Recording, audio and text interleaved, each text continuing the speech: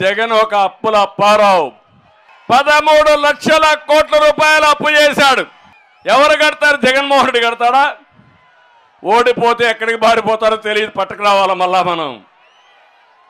కానీ 13 లక్షల కోట్లు మనమే కట్టాలి, అవునా కాదా అని మిమ్మల్ని అడుగుతున్నా. 13 లక్షలని ఆయన అంటాడు, 10 లక్షలని ఈయన అంటాడు. ఒకరు 8 లక్షలు. అసలు మీరందరూ కూడా బాధ్యతల గల పోస్టులలో ఉన్నవాళ్ళు, బాధ్యత గల పోస్టులు చేసిన వాళ్ళు. చంద్రబాబు నాయుడు గారు ఒక మాజీ ముఖ్యమంత్రి, మాజీ ఫైనాన్స్ మినిస్టర్. ఏం బేసిస్ మీద మీరు 13 లక్షలు అంటున్నారు? యనమల రామకృష్ణుడు గారు సుదీర్ఘమైన కాలం ఫైనాన్స్ మినిస్టర్గా పనిచేశారు.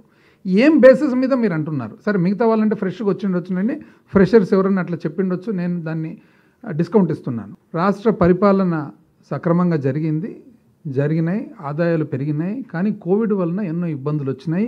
పెరగవలసినంత ఆదాయాలు పెరగలేదు. అయినా కూడా మీ పరిపాలన కంటే కూడా బాగా ఆదాయాలు పెరిగినాయి. ఇవన్నీ నేను విత్ ఫిగర్స్ ఇచ్చినాను. ఏం ఫిగర్స్ ఇచ్చినాను నేను? All figures are quoted from documents. ఏ డాక్యుమెంట్స్?